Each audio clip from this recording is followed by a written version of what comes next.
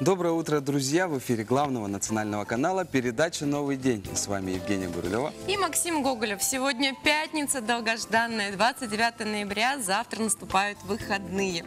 Ну, а сегодня по всему миру празднуется величайший праздник всех шопоголиков. Black Friday или Черная пятница. И не смотрите на столь мрачное название. На самом деле это действительно отличный повод, чтобы поднять себе настроение в интернет-магазинах и в реальных магазинах. Именно сегодня все эти, скажем так, агенты продаж предлагают шикарные скидки от 30 до 90. Конечно, нужно проверять, насколько они чисты на руку, но тем не менее, именно сегодня тот день, когда можно выгодно купить новогодние подарки.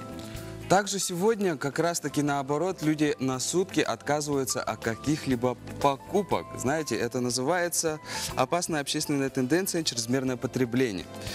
День отказа от покупок в Северной Америке отмечается в первую пятницу после Дня Благодарения. Это получается Внахлёст на Черную пятницу, да. А в Европе это отмечается в первую субботу.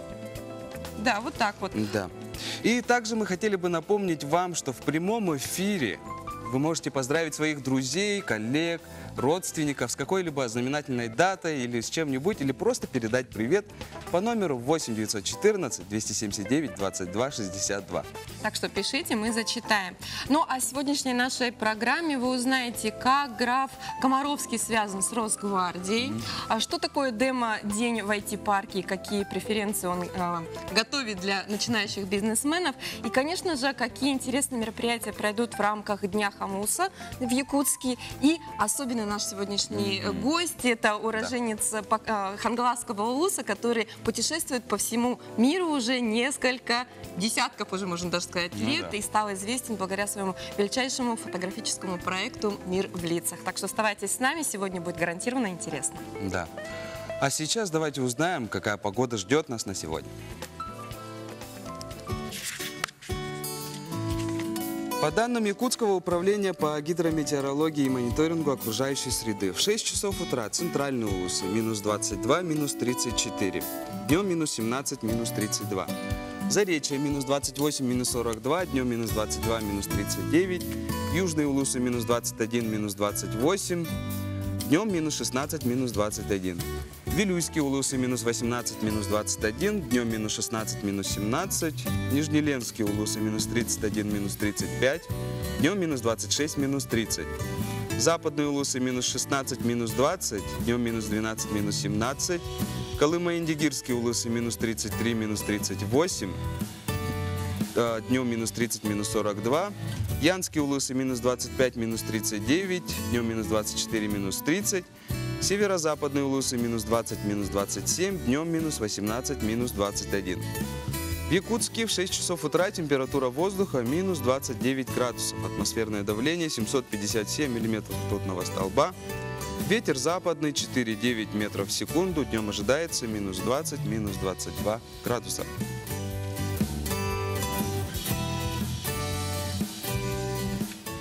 Традиционно с 2011 года мы отмечаем День Хамуса. И у нас сегодня в гостях замечательные гости, которые расскажут нам, какие же праздники и концерты нас ожидают. Да, доброе утро. Доброе утро. У нас сегодня Аюш Мункчимек, руководитель монгольской делегации, Амар Сана, учитель русского языка и переводчик. И Эркин Алексеев, ученый-секретарь музея и центра Хамуса народов мира. Доброе утро. Ну, вы просто потрясающе выглядите. Да.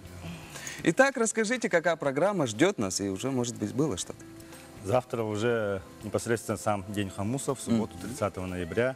И все основные мероприятия пройдут в Театре оперы и балета имени Соруна Мавлона традиционно. Изменение в традиционной программе в том, что с 4 часов начнется программа уже. Там будет торжественная часть акции «Возродим Хавхур». То есть якутские мастера сделали монгольские хавхуры, то есть хамусы, и вручат их торжественно нашим монгольским гостям. Целых 18 штук. Собственно, с 6 вечера начнется торжественная часть именно Дня Хамуса. И всех туда, конечно же, приглашаем. Вход абсолютно бесплатный. Ну, отличные планы на выходные. Я знаю, что Аюш является директором музея Хамуса у себя на родине. Вот как вот эти связи удалось установить? На наших монголов вышли наши хомусисты. В первую очередь это Спиридон Спиридонович Шишигин, хомусист-виртуоз мира. Может, Аюш расскажет, как именно это случилось. Хангаласки улс Чингэлтэй дөрөв 2015 онд хамтын ажиллагаа байгуулад Покровский 1-р сургууль, манай сургууль 2, 61-р сургууль 2 хамтран ажиллах болсон. В 19 году Чингитейский район Монголии и Хангаласский улс вместе с этими сотрудничали. В рамках этой мероприятия Покровский между первой школе Покровска и 61-й школе Ламат города Алматы подписали соглашение сотрудничества. Спиридон Спиридонович бол дэлхийн алдарт хэл хурч хүн. Тэгээ өөрийнхөө энэ өссөн төлөвийн дагуу бас 2018 онд манай дүүрэг дээр сургууль дээр хамтарч ажиллаад түүнээс хойш энэ хэл хуурыг монголчууд бол өөрийнхөө өв соёл түүхээс учраас ингээсээ мандуулах үйл ажиллагаанууд явагдсан. С этого года расширились наши сотрудничества. В рамках нашего сотрудничества замечательный Шишигин Спиридон Спиридонович там показали нам это хомус. Ну, есть какая-то вот связь, да, с нашим хомусом и с вашим Насколько они музыкальным похожи инструментом? и чем они различаются, вот два этих инструмента? Энэ бүр одоо хүмүүгийн бушнаас олдсон 2000 жилийн өмнөх ясан хуур гэдэг. Тэгэхээр ер нь бол яг хэл хуур илүү одоо монголчуудад арай илүү өмнө хэрэглэгдэжсэн баг. Гэхдээ ясан хуур, холсон хуур, төмөр хуур гурван төрөл нь гуруулаа Монголд байгаа. У нас там в эре гунну находки из кости. Хомус из кости. Костяной, да? Да, костяной. На территории Монголии найден Да, просто найден. древнейший хомус в мире. Он Самый древний. относится Да. к периоду хунну, то есть именно народа гунну этот хомус, он датируется 4 веком до нашей эры. Ого-го. Ну, Этот ничего А себе. как он сохранился, если он костяной? Это потрясающе да, просто, да? такая уникальная находка, он очень хорошо охраняется. И вот он, получается, как эталон, наверное, да, сейчас выступает? Ну, в том дело, что он костяной, а костяные сейчас очень мало распространены по миру, в принципе, да? А вы пробовали его на звук? Нет. Нет, что, Максим, Его сломали? даже на свет редко показывают людям, не то что вам дать потрогать. да. Ну, а современный? Какие его особенности? Современные Инструмент. железы такой Железные. есть. Ага. И бамбуковые. Есть. Бамбуковые. Ага. Бамбуковые А по звучанию, вот, наверное, Эркин, вас лучше спросить, потому что все-таки, ну, вы же наверняка и сами прекрасно играете. Вот пробовали монгольский инструмент на звучание, на... Ну, они и монгольские, и якутские хомусы, металлические имеется в виду, что относятся к одному типу, да, дуговому хомусу, так называемому. Но, конечно же, они отличаются и по размеру, и немножко по форме, да. Они вдвоем вот имеют вот это характерное кольцо, но монгольский он поменьше, получается поуже такой, и звук у него такой более нежный, исполняют на нем Певучий, такие... наверное, да? Ну вот вся монгольская музыка, она же воспевает степь, да, вот эти бесконечные просторы. И когда монголы играют на своих хомусах, сразу возникает это Ощущение вот этого пространства, да? Хорошо. Я знаю, что вы уже несколько раз бывали в Якутске, но, по-моему, зимой первый раз, да? Как у вас впечатление? Би намайг жоохон бахад би одоо 40 жилийн өмнөх Монголд болж иддэг гэсэн үглийг санаж ин л да энэ дээрээ яг цав цагаахан тунгалаг цэвэрхэн ийм гоё үглийг олон жил үзээгөө тэгээд Якут дээрээ яг энэ үйл ирсэндээ үнэхээр их сайхан байна. Би тэр хүүтэн надад бол тэр хүүтэн гэж юусоо бодогдохгүй байгаа. Я вспомню, это 40 лет назад, зиму, когда я была такая маленькой. Была такая же зима, Была такая да? зима. Белая, чистая. Вот сегодня в Якутии зима такая белая, чистая. А меня Ну, вы удивляет, вспомнили детство, меня не да? удивляет холод. Вот. Хорошо. Эркин, давайте еще напомним нашим телезрителям, куда можно прийти в эти выходные, чтобы погрузиться вот в атмосферу Хамуса и, возможно, можно встретить, да, возможно наших увидеть гостей. какую-то выставку, да, от монгольской делегации. То есть завтра, 30 ноября, в театре оперы и балета имени Сооронбай Мавлона с 4 часов наше торжественное мероприятие с монгольской делегацией, а с 6 часов, собственно, торжественная часть Дня Хамуса. Всех жителей и гостей города Якутска приглашаем. Ну, это здорово. Мы обязательно будем там и послушаем монгольскую музыку. Большое спасибо, что пришли. Ну, а мы будем продолжать наш эфир. Максим, ты знаешь, что вот наше самое классное лакомство кёрчих со свежей земляникой раньше, то есть 100 лет назад, 200 лет назад, считалось просто деликатесом и подавалось на стол только перед самыми важными гостями. Ну да, я об этом слышал, конечно, но сейчас кёрчихом никого не удивишь. Ну и слава богу. Ну да. Также давайте сейчас посмотрим сюжет про семью Лонгиновых, которые расскажут нам про кёрчих. Да, свой рецепт. Кёрчах – традиционное утреннее блюдо в семье Лонгиновых. Технология приготовления национального якутского лакомства проста. Это принцип взбитых сливок. Все, что необходимо – молоко и деревенские сливки или сметана. Сливки, да, мы покупаем его обычно в магазине. Слава богу, у нас сейчас все в продаже имеется в магазинах, да. Так, я вот так беру этик, да, мотовка, да, и начинаю вот так вот, еще добавим. У нас в семье много, поэтому побольше. Да, побольше, да. И прямо начинаю вот так вот. Что делать, дети?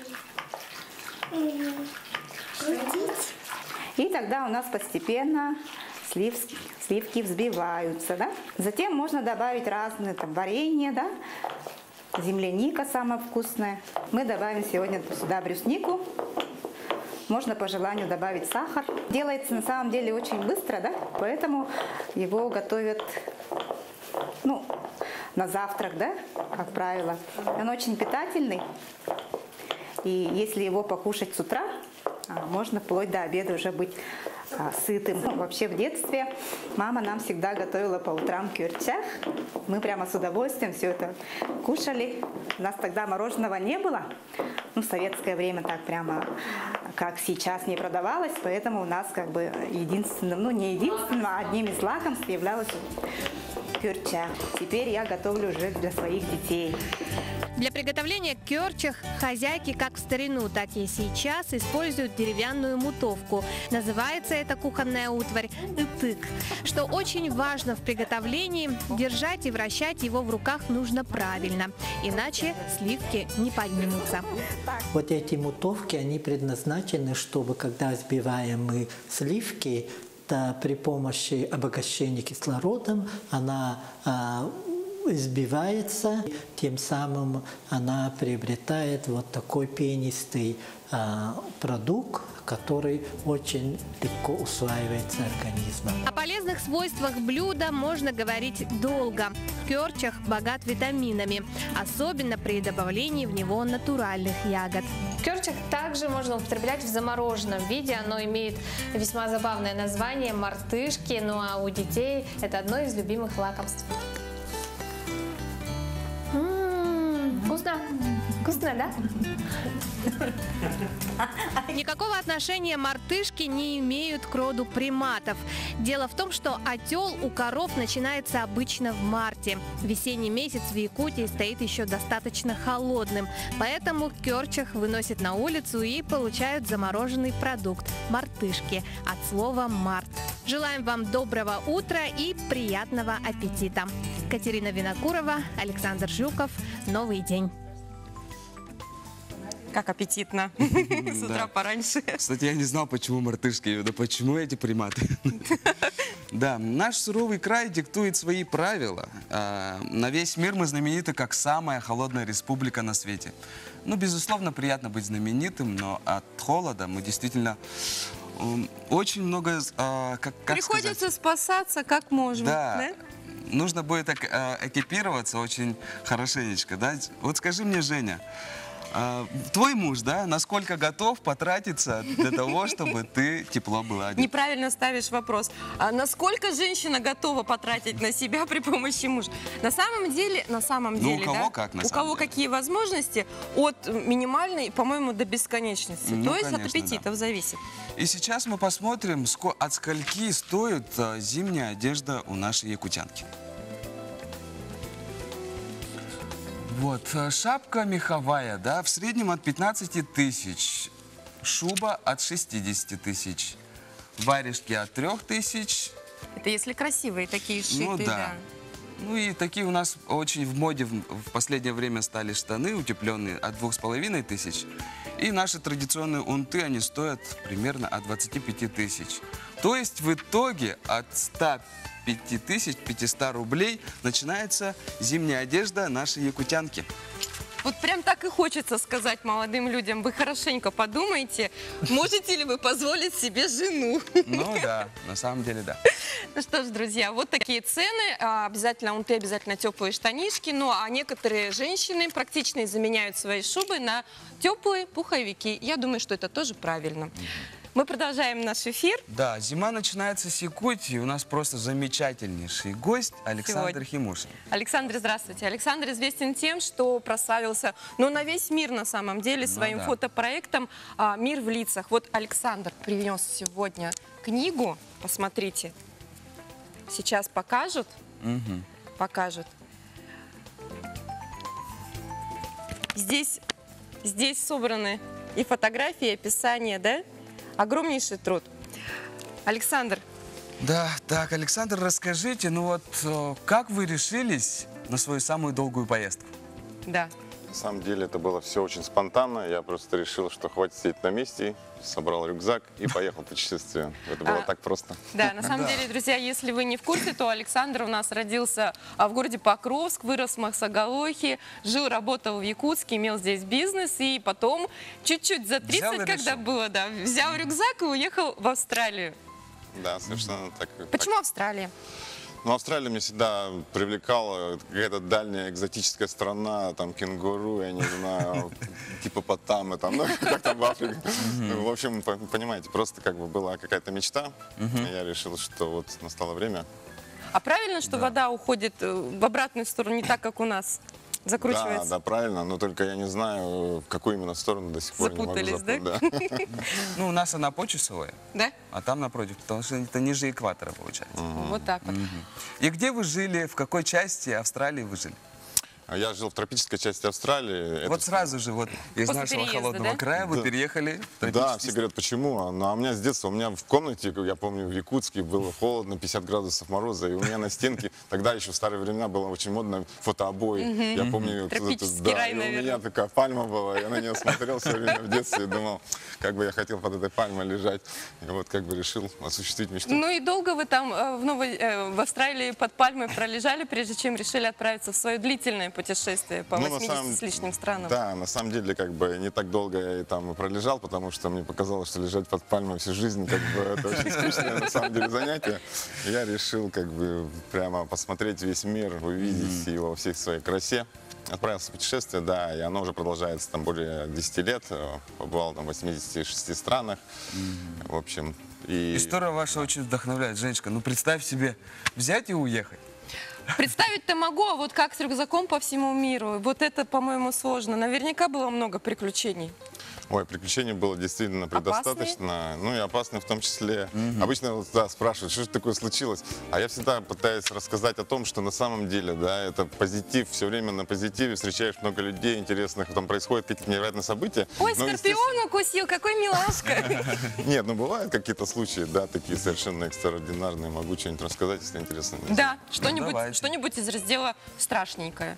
А потом я уже испугался. Маленькие дети, помните, ни за что на свете не ходите в Африку, говорят. Да. Вот, в Африке у меня была ситуация, когда меня арестовали, я просидел в тюрьме 5 дней в государстве Джибути. Что хотели, на каком основании? Ну, они подумали, что я шпион. Я приехал туда, значит, фотографировать, в общем, да, раскрыть коварные планы властей, которые хотели лишить местных жителей там их законных... Какого-то И в каких тоталитарного режима. замечательных условиях вы просидели? Да, ну это была кавычках. классная камера, мне очень понравилось на самом деле. Все условия, да? Потому что иногда, да, в таких странах бывает, что вот в таких местах даже комфортнее, чем в местной гостинице. Правда, что ли? Ну, окей.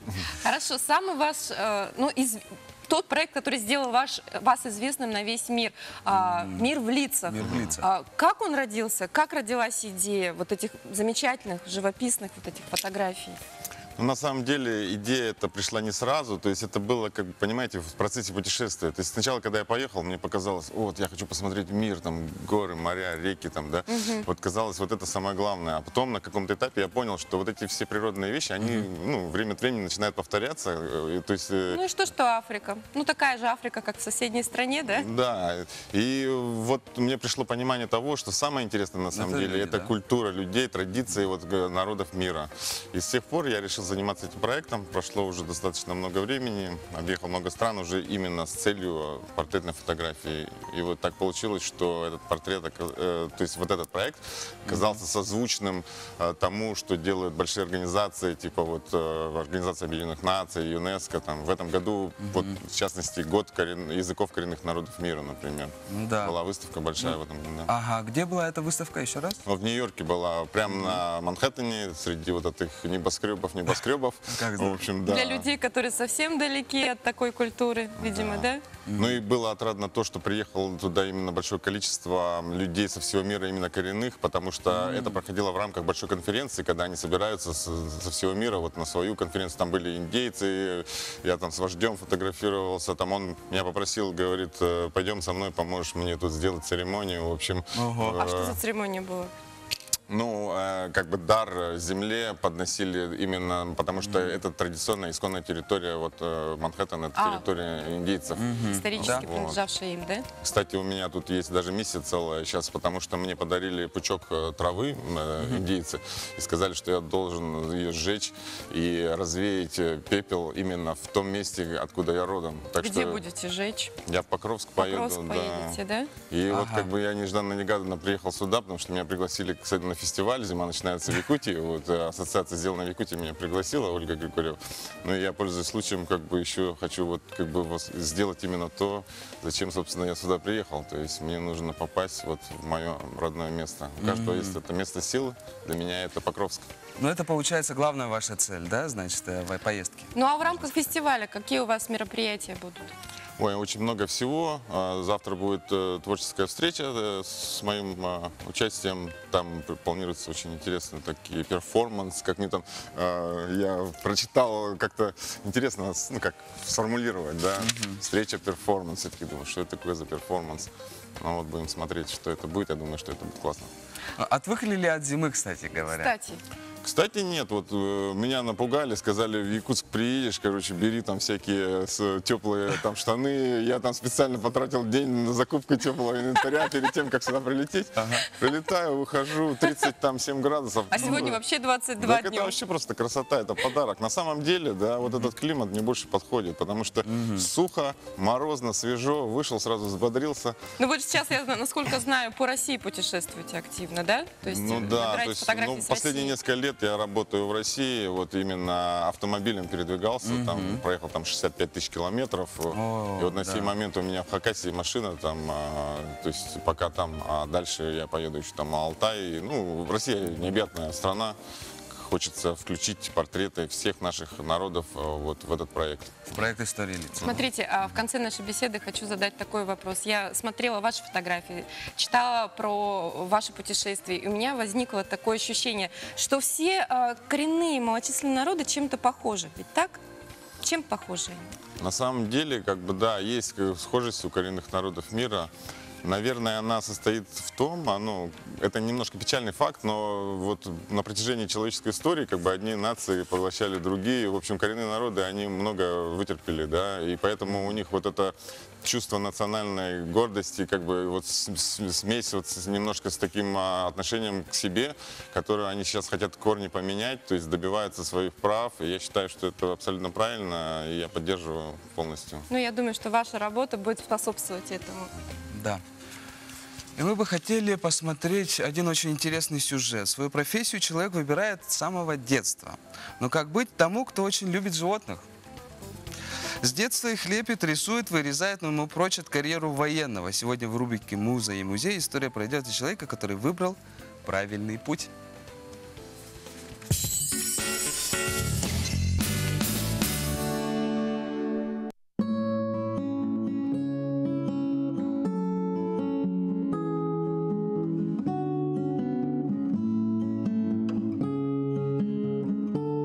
Скульптор, барон Петр Карлович Клод. И у нас в музее его произведения две лошади. Уникальные, интересные, с такой детальной точностью, как он показывает животное, эти мускулы, эти мышцы и характер, передает характер. Вообще история очень интересная. Когда Клод приехал в Петербург, будучи еще военным, он все равно продолжал вырезать фигурки лошадей. Украшал их гриву и хвост делал из волос, какие-то вставки стеклянные в глаза. Да? Эти фигурки очень раскупались. И одна из таких фигурок попала императору Николаю I.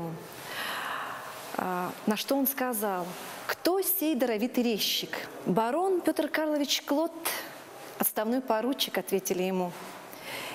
И вот с той поры Николай I даже сделал ему большой заказ – отряд конногвардейцев, так как он очень любил такие игрушки.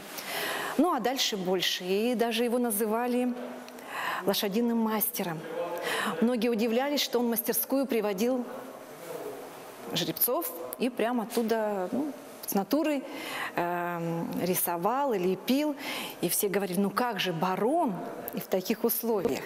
Петербург украшает на Анчиковом мосту целая группа укротителей коней. Мы до сих пор восторгаемся, любуемся, и приезжие. Просто удивительная работа. Тоже интересная история с этой группой. Когда он только первую в 1843 году слепил и выполнил эту работу, приехал король Пруссии. Ему был в таком восторге от этой группы, что Николай I подарил ему. И эта группа коней уехала в Берлин. Петр Карлович сделал вторую работу. Группу коней приехал король Сицилии. Он пожелал, чтобы эта группа коней была у них в Неаполе. Но у нас щедрая душа, Николай I подарил ему. И она отправилась в Неаполь украшать сад. И вот только третья группа, которая сейчас стоит на Анчиковом мосту, украшает. Это удивительное произведение. Вот выполнено в 1851 году. И она вот до сих пор радует глаз. Удивительный человек, который вот первую группу коней он приводил жеребцов из конюшен самого Николая I. И когда Николай I посмотрел в мастерской, когда еще только слеплены из глины эти лошади, он сказал, что «Барон, твои кони лучше, чем мои жеребцы». Вот такой мастер. Есть стихотворение поэта Владимира Фролова «Тоска под дождик зеленей, вот Анечка взлетает мост, где держат мужики коней и зеленеют в полный рост. Ох, как их зелена тоска, Невы свинцовая стезя и кладовские облака, в которые войти нельзя».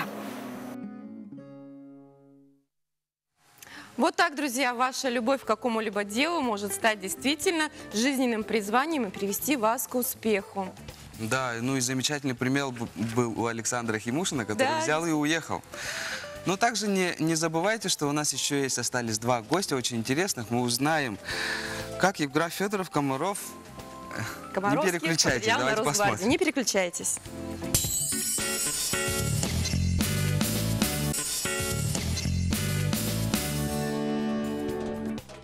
Ну Еще раз доброе утро, друзья. С вами программа «Новый день». Да, сегодня пятница, 29 ноября, долгожданные выходные, совсем скоро начнутся. Ну да. А далее мы переходим к новостям.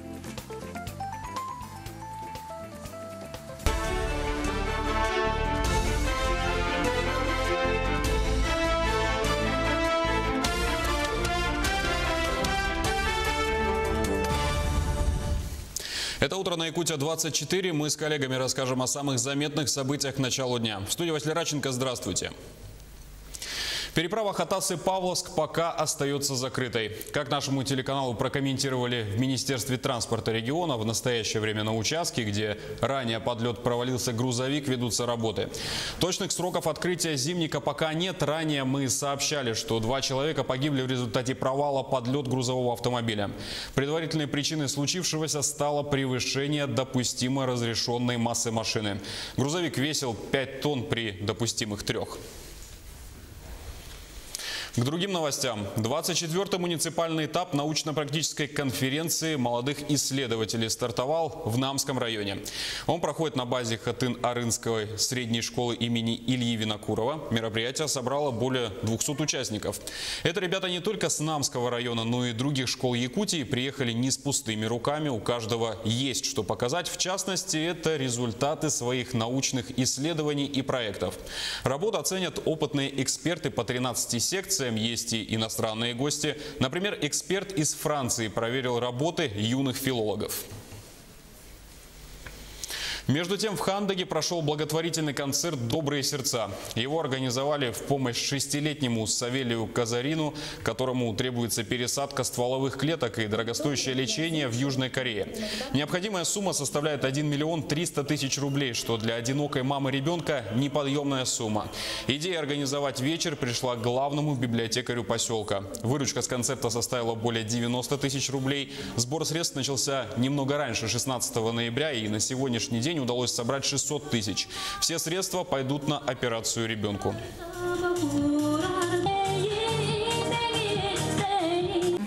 На данный момент я связалась с клиникой, с нейрохирургом в Корее, которые предложили нам помощь. То есть они могут помочь при помощи операции пересадки стволовых клеток. То есть могут улучшиться когнитивные функции, улучшится поведение. То есть ребенок станет более обучаем, и у него будет шанс пойти в школу, найти друзей, немножко выйти из своего мира, в котором он живет сейчас, немножко приподнять завесу и получить именно этот шанс. Потому что в России, к сожалению, все то лечение, которое у нас было по сей день, не принесло никакого результата. Якутия-24 теперь в цифровом вещании ОТР. Передачи нашего телеканала начнут транслироваться во врезках эфиров общественного телевидения России с завтрашнего дня, 29 ноября. Региональные новости, репортажи и документальные фильмы будут выходить ежедневно с 6 до 9 часов утра и с 17 до 19 вечера по местному времени на русском языке. Их можно будет смотреть на 9-й кнопке первого мультиплекса цифрового телевидения. Спешим сообщить еще одну новость от нашей компании. Уже со следующего понедельника, то есть 2 декабря, НВК Саха запускает в эфир новый телесериал «Иза и Лиза». Это история родных сестер, которые по воле судьбы оказались в разлуке. Накануне в компании прошла презентация проекта. Автор сценария Дана Сарт, режиссер Саймон Сергеев. Съемки проходили в течение 2 месяцев в Якутске. Зрители смогут увидеть знакомые места, а кому-то посчастливится заметить на кадрах себя, близких или знакомых. Ведь весь съемочный процесс проходил в реальных условиях. Актерский состав включил в себя 50 человек, практически все участники непрофессиональные актеры. Отмечу, что это уже 5-й сериал, который национальная вещательная компания «Саха» выпускает за последние 2 года. Предыдущие работы «Тайна одного лета», «Возвращение» и «Незабытая любовь» получили большое признание телезрителей.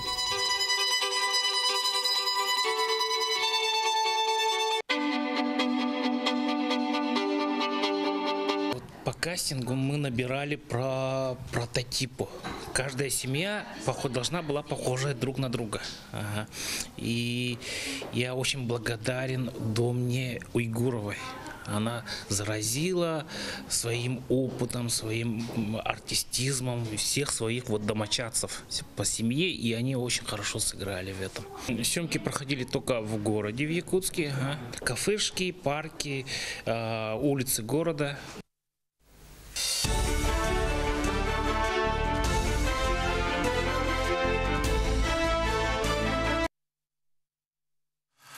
Еще раз мы хотели бы напомнить, что в прямом эфире у нас работает номер WhatsApp, по которому вы можете передать привет, либо спросить у наших гостей какой-либо вопрос.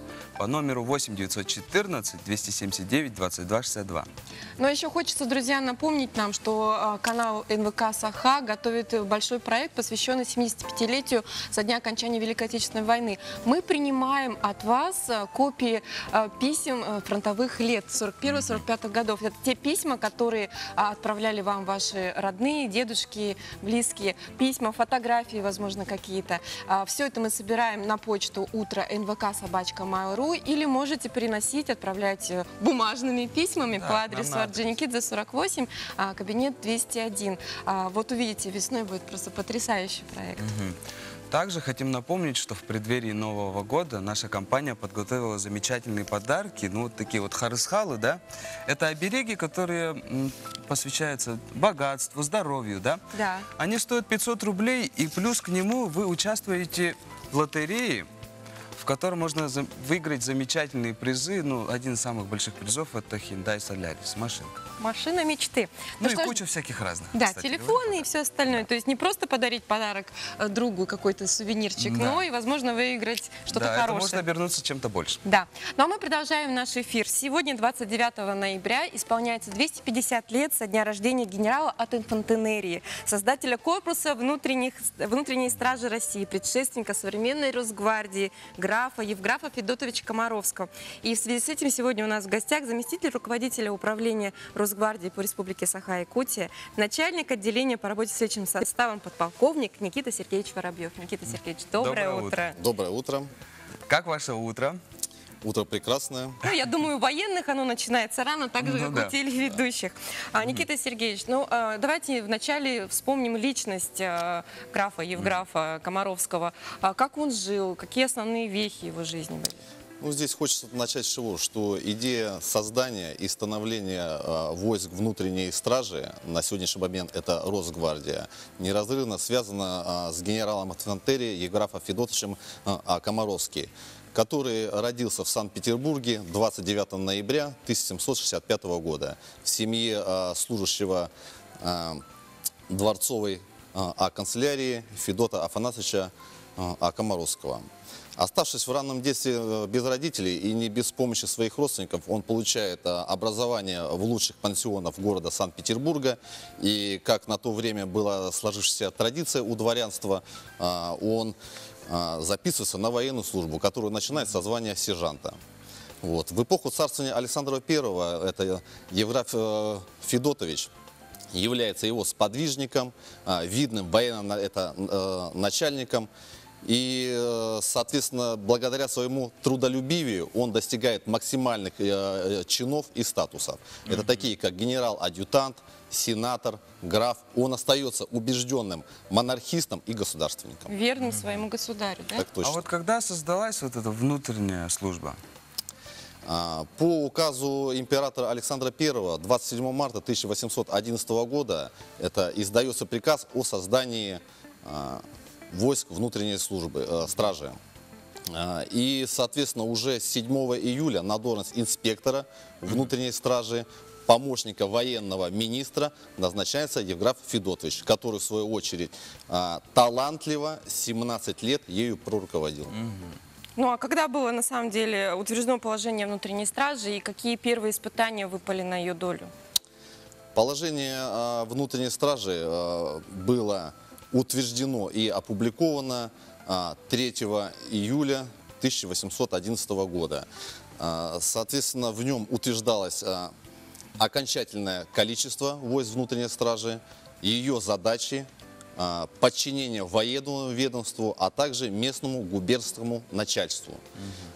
Прежде всего на войска внутренней стражи возлагались задачи по обеспечению внутренней безопасности империи.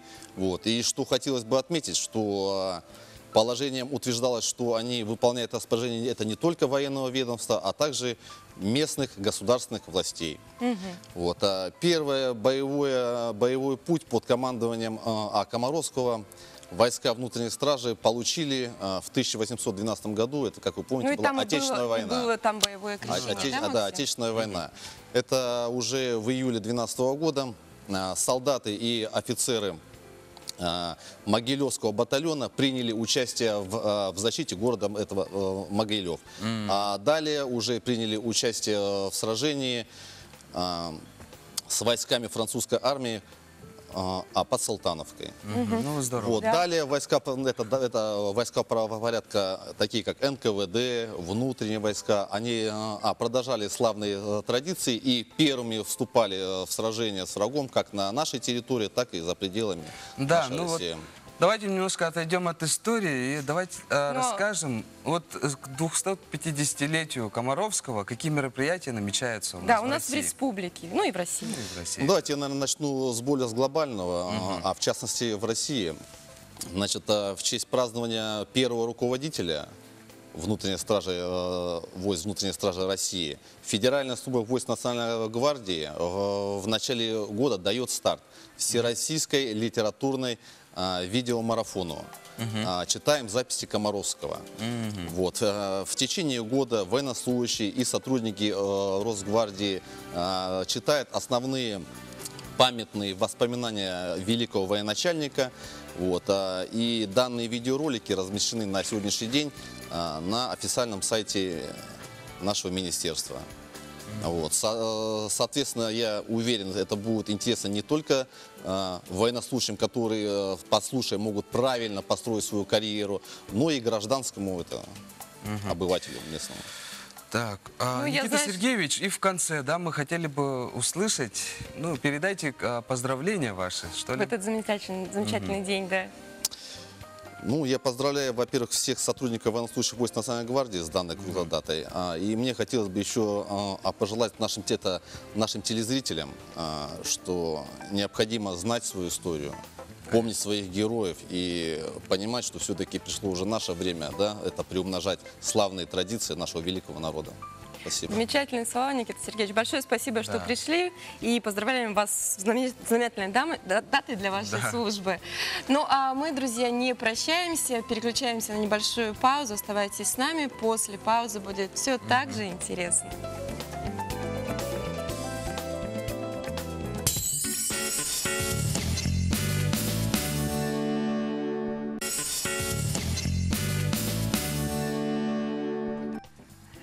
Доброе утро, друзья! Вы смотрите программу «Новый день» на канале НВК Саха. Отличный день, пятница, 29 ноября. И давайте еще раз повторим информацию о том, какая погода ждет нас сегодня. Давайте. По данным Якутского управления по гидрометеорологии и мониторингу окружающей среды, в 6 часов утра центральные Улусы минус 22, минус 34, днем минус 17, минус 32. Заречье минус 28, минус 42, днем минус 22, минус 39. Южные Улусы минус 21, минус 28, днем минус 16, минус 21. Вилюйские Улусы минус 18, минус 21, минус 16, минус 17 днем. Нижнеленские Улусы минус 31, минус 35, днем минус 26, минус 30. Западные Улусы минус 16, минус 20, днем минус 12, минус 17. Колымо-Индигирские Улусы минус 13, минус 48, днем минус 30, минус 42. Янские Улусы минус 25, минус 39, днем минус 24, минус 30. Северо-западные Улусы минус 20, минус 27, днем минус 18, минус 21. В Якутске в 6 часов утра температура воздуха минус 29 градусов, атмосферное давление 757 миллиметров ртутного столба. Ветер западный 4,9 метров в секунду, днем ожидается минус 20, минус 22 градуса.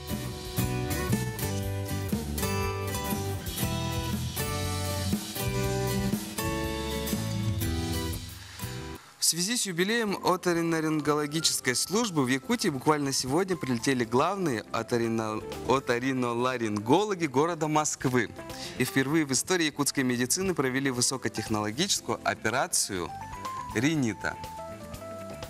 В эти дни главным событием республиканской больницы стала онлайн-операция московских специалистов. Мастер-класс провел сам заведующий отделением заболеваний носа и глотки, кандидат медицинских наук Владимир Авербух. По словам Владимира Михайловича, такие высокотехнологические операции проводятся в России уже не первый год. И сама операция носа не относится к разряду сложных. Это операция по поводу пластического закрытия перфорации перегородки носа лоскутом на передней решетчатой артерии в данной ситуации. Хотя бывают и варианты других лоскутов на других питающих сосудов.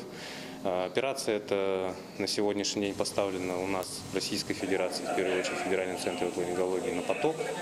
Мы сделали уже более 100 таких операций и у себя, и по стране в целом. И те доктора, с которыми мы работаем, которых мы регулярно учим, им показываем, рассказываем про эту методику, они совершенно спокойно, самостоятельно, при наличии хороших эндоскопических навыков эндоскопической хирургии уже начинают это делать. Ранее пациенты для получения данного вида помощи направлялись в федеральные медицинские центры, а по пути домой больные могли бы и не перенести дальнюю дорогу или же получить серьезные послеоперационные последствия. В 2020 году летом планируется проведение еще одного мастер-класса в Якутии с Владимиром Михайловичем. И я думаю, в дальнейшем близлежащие регионы, которые хорошо контактируют с Москвой и имеют возможность регулярно посещать наши мероприятия, там доктора уже владеют этой техникой. Благодаря учителям, оториноларингологам, наши медики, имея все оборудование и инструменты, начнут уже сами делать операцию в скором времени. Учитывая, что операция была выполнена впервые в республике, в онлайн-режиме приняли участие около 50 местных специалистов. Аня Васильева, Александр Жуков. Новый день. Якутск. От сессии до сессии живут студенты весело. Действительно ли это так? И как можно устроить быт, и как можно устроить правильную учебу в далеком от родной земли городе Москве, мы узнаем из нашего следующего сюжета. Будучи десятиклассником, Вячеслав Штейнингер приехал на конференцию в Москву и влюбился в этот город с первого взгляда. С того дня идея покорить Первопрестольную преследовала юношу. Окончив школу, Вячеслав, не задумываясь, переехал в столицу. Сейчас молодой человек в одном шаге от получения диплома горного инженера. Я знал, что я буду учиться на специалитете, это 5,5 лет, это не как бакалавриат. И, наверное, первые 2-3 курса это было тяжело, а потом, наверное, ты уже привыкаешь ко всему, у тебя уже в голове порядок, что нужно делать все в первую очередь, все домашние задания, а потом уже отдыхать и не сдавать все в последний момент. Это очень помогает и экономит время.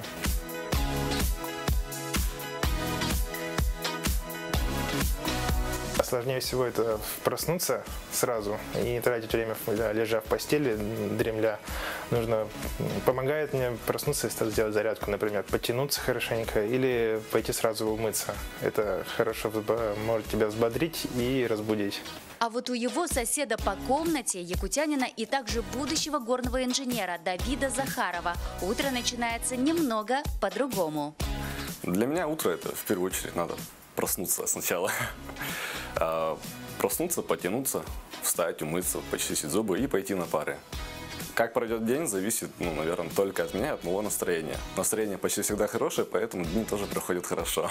Но каждый из ребят убежден, что полезный завтрак всему голова. К примеру, Слава предпочитает трапезничать овсяной кашей с фруктами. Когда я стою, жду, когда, допустим, что-то закипит, открываю окошко, хороший такой морозный воздух помогает охладиться, посмотреть, как на улице дела обстоят. Обычно часов 8, здесь очень много машин, люди едут на работу, и ты смотришь, как за этим наблюдаешь. На самом деле ты понимаешь, как жизнь кипит, люди идут, и ты понимаешь, что ты идешь в верном направлении. Правильно говорят, что жизнь в большом городе – это всегда испытание, но вместе с тем и возможности, и нужно достойно принимать все удары и поцелуи судьбы. Ну а хорошее и доброе начало дня никто не отменял, ведь оно позволяет провести весь день на позитиве. А там, где улыбка, там и успех. Надо относиться к жизни проще. О чем ни о чем особо так, не напрягаться, не думать и тогда всегда все будет хорошо. Айсена Барнашова, Джур Березкин, Москва. Специально для нового дня. Ну, молодец студент, что он совсем не напрягается. Будет еще время подумать о серьезном. Но мы, друзья, продолжаем. Да, тема нашего следующего разговора – это демо-день. У нас в гостях Александр Дауркин, директор IT-парка, программный директор акселератора B8. Доброе утро. Александр, доброе утро. Ну как, проснулись, как настроение? Проснулся не очень легко, но настроение хорошее. Ну, пришли, и это хорошо. Александр, в марте этого года в Якутске была запущена акселерационная программа B8. И если говорить простым языком, ну, для наших телезрителей, это программа обучения, подготовки и финансирования начинающих проектов. Да? В течение 3 месяцев проекты в сфере IT получают поддержку. Вот как это происходит? Мы, во-первых, отбираем эти проекты, да, и отбираем те, которые мы, во-первых, верим в их успех, и которым мы считаем, что мы реально можем помочь, а потом начинаем их ускоренно очень, так скажем, работать с ними, потому что основной из смыслов акселерации – это именно ускоренное развитие. И, как правило, за 3 месяца команды должны сделать то, что они делали бы год или даже дольше без акселерации. То есть мы, так сказать, ускоряем вот этот ритм их работы. У нас прикрепляются к каждой команде эксперты с разнообразным опытом, ну и как бы мы стараемся подобрать именно тех экспертов, которые к данному проекту лучше всего подходят. Также встречаются с экспертами, которые, так скажем, один раз, но по очень важному для них вопросу. И мы находим для них каких-то партнеров. То есть мы стараемся очень быстро добиться каких-то результатов. И кроме этого, приучаем команду работать в этом ритме, чтобы даже по окончании акселератора они все равно вот так же очень быстро работали. Прививаете работоспособность. Да. Ну а кто финансирует все это? Наш акселератор создан при фонде развития инноваций Республики Саха-Якутия, и этот фонд изначально создавался на республиканские деньги, но это не бюджетные деньги, но также сейчас привлекаются деньги и компаний. То есть, пожертвования. Вот да. Такой вопрос. У первого потока какие результаты участников? Вообще результаты уже есть, хотя не так все быстро и происходит. Да? Хотя, да, ускоряем, но бизнес — это, так скажем, долгая история. И у наших выпускников первого потока есть уже такие успехи, которые радуют, да, то есть у кого-то новые партнеры, там, продажи, новые продукты выпускают уже, да, то есть чем-то совершенствуют старые, там, выпускают новые. И вот как свежий пример, у нас 2 из проектов выпускников недавно заняли первые места в своих номинациях в Сколково на конкурсе профильном, именно посвященном как бы их индустрии. Вот, это тоже приятно, то есть они на российском уровне. Это главный результат, я считаю, что конкурентоспособность. Это показательно, но главный результат — это все-таки бизнес. То есть мы ждем, что они будут расти, развиваться, зарабатывать больше денег и развивать нашу экосистему. Хорошо. Ну вот 30 ноября у вас состоится так называемый демо-день или выпускной, или день презентации. Да. Какие проекты там будут представлены? У нас будут представлены проекты, которые прямо сейчас проходят, да, акселерацию, заканчивают ее. Там разнообразные проекты. То есть мы не берем так, что вот у нас один поток — это какие-то вот похожие проекты. Они разные, они в разных областях. Но, например, так получилось, что у нас там 2 проекта по дополненной реальности, хотя они совершенно разные. Есть проект там с использованием Data Science, то есть, это то, что принято называть там искусственным интеллектом. Есть сервисы для населения. То есть они различные, довольно интересные, и лучше, наверное, один раз услышать и увидеть, да, как рассказывают о проектах именно сами основатели и участники команд. И такая возможность будет онлайн. То есть мы будем вести прямую трансляцию демо-дня. Можно смотреть. Да, и, в общем, узнать о трансляции и вообще следить за нашими новостями лучше всего из профиля в Инстаграме B8 Accelerator. Вот, там, есть полезная информация, и в том числе для тех, кому интересна акселерация, можно будет узнать и когда там запустится новый поток. Чтобы поучаствовать, да? Да, и вообще следить за нашим. Вот демо-день можно будет посетить? Демо-день не открыт тут прям для всех-всех-всех, потому что... Я думаю, там все школьники бы сбежались. Ну, не знаю, насколько школьникам это интересно, но одна из ценностей таких мероприятий — это кулуарное общение. И если там будет, ну, просто придут много все, народу, да? то ценность этого будет ниже. То есть там важно, чтобы были люди, которые в теме, в индустрии, и их общение будет полезно. Вот. То есть там у нас будут эксперты, будут инвесторы и, ну, и предприниматели. То есть это серьезное бизнес-мероприятие?